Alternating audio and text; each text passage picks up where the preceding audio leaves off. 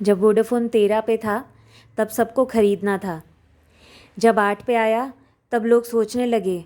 तब भी सारी बैड न्यूज़ प्राइस्ड इन थी। कंपनी के फ्यूचर का कुछ पता नहीं था। उसके बाद में सेकेंड वेव के डर के टाइम पर जब भी 1 डेढ़ महीने तक वोडाफ़ोन 8 8:30 8 8:30 में घूमता रहा, तब कोई ध्यान नहीं दे रहा था।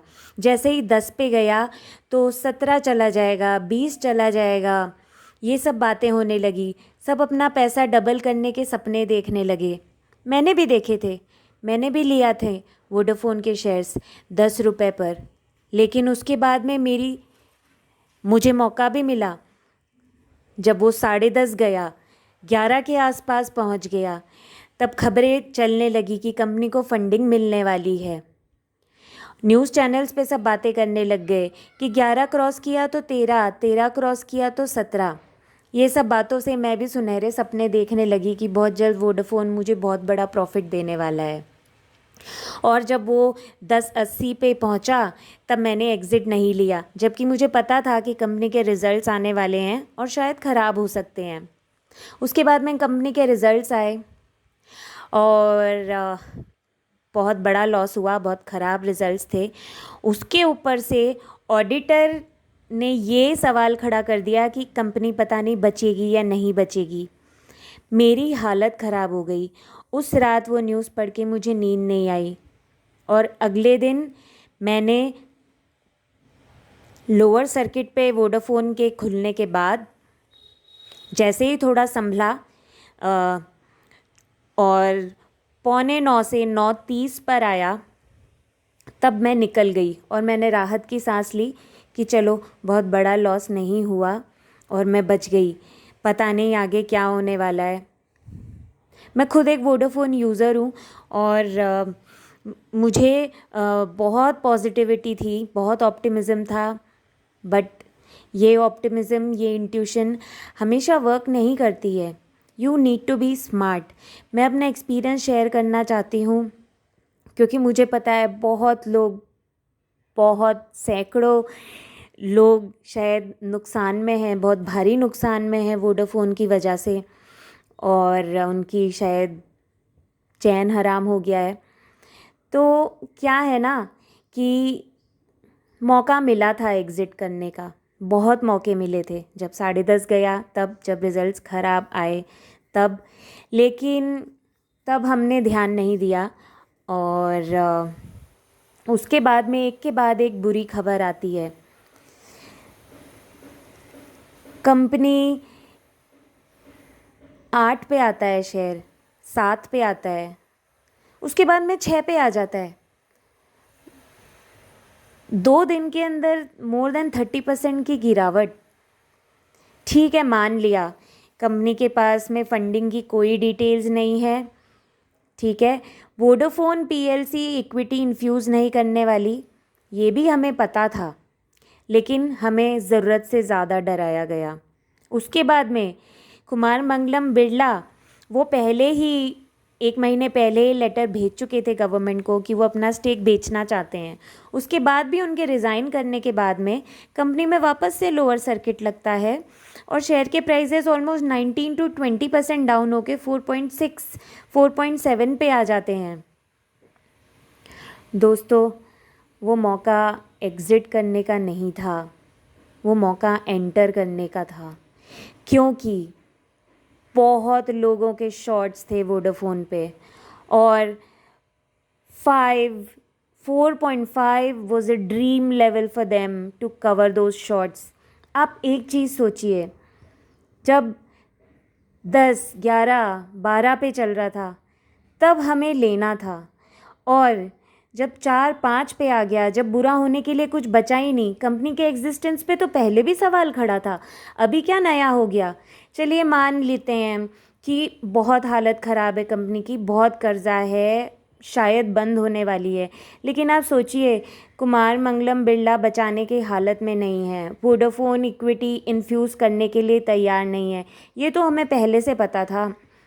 सुप्रीम कोर्ट का ऑर्डर आया एजीआर के अगेंस्ट, ऑलरेडी शेयर 8 पे आ गया, उसके बाद में 7 पे आ गया, उसके बाद में 6 पे आ गया, सिर्फ एक कुमार मंगलम बिरला के रेजिग्नेशन की वजह से वो 5 के भी नीचे चला जाता है और हम ये सोचते हैं कि अरे रे रे ये 2 पे आ जाएगा, 4 पे आ जाएगा, जबकि आरकॉम जैसी कंपनी जिसका कोई पता नहीं है, जो कहीं दिखती नहीं है, उसके शेयर्स तक 4-5 के आसपास ट्रेड कर रहे थे। अभी क्या चल रहा है मुझे नहीं पता, बट सोचने वाली बात है। मैं वोडाफोन यूज़र हूँ, इतने सारे वोडाफोन यूज़र्स, इतने सारे बैंक्स जिन्होंने वोडाफोन को कर्जा दिया है,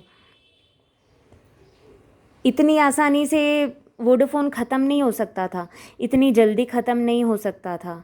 there was a lot of opportunities that Vodafone provided for you to exit on time और to enter at cheap levels, but retail investor हमेशा फंसता है।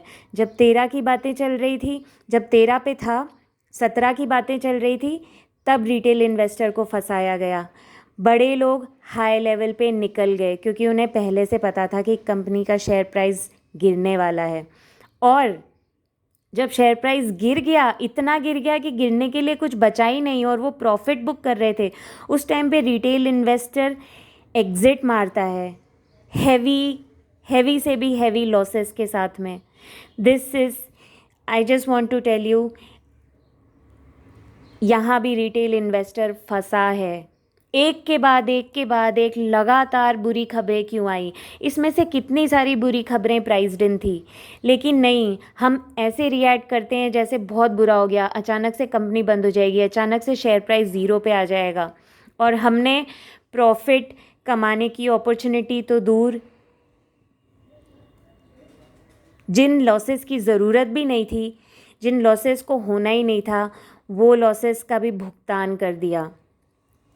मैं थैंकफुल हूँ कि मैं अर्ली लेवल पे निकली, लेकिन मुझे ऐसा लगता है कि 6 से ज़्यादा वोडाफोन की प्राइस डाउन नहीं जानी थी in the current scenario, but Kumar Mangalam Birla के जाने के बाद में जो फॉल था वो टोटली अनरीज़नेबल था और पैनिक ड्रिवन था, और वो फॉल बहुत बड़ी अपॉर्चुनिटी थी to buy the shares and exit at 6 or 7 because it was a golden opportunity for big institutions and smart investors to enter Vodafone, knowing the fact कि अब बहुत ज़्यादा पैनिक सेलिंग हो चुकी है और बहुत सारे रिटेलर्स एग्जिट मार चुके हैं, and the share was available really very dirt cheap price. And on top of that KMB का जाना, आप सोचिए, एक तरीके से अपॉर्चुनिटी भी हो सकता था। He was already probably sick and tired of handling Vodafone and he wanted to save his image, and ultimately Aditya Birla group का स्टेक तो मेंटेन था, it was just some other person, nothing else changed. Maybe उनके जाने के बाद में कोई changes आ सकते थे, may be the new chairman would have handled the company better, but we did not think about that। अभी बहुत सारी पॉसिबिलिटीज़ डिस्कस की जा रही हैं कि टाटा ले लेगा, गवर्नमेंट ले लेगी, या बैंक्स जो भी है इक्विटी में कन्वर्ट कर देंगे डेट को। ये सब बातें अब ऑप्टिमिज़म फैलाने के लिए, अब शेयर प्राइस को उछालने के लिए वापस से आने लगी हैं। एक के बाद एक बुरी खबर आती है, हम एग्ज़िट कर लेते हैं, फिर एक के बाद एक अच्छी खबर आने लगती है, स्पेकुलेशन चालू हो जाता है और हम हायर लेवल्स पे एंटर करते हैं। So please try to understand this psychology. Grab the shares when they are dirt cheap and exit at higher levels. Don't do vice versa. It is really unfortunate जो लोगों के साथ हुआ है Vodafone में, और this is not the way to make money.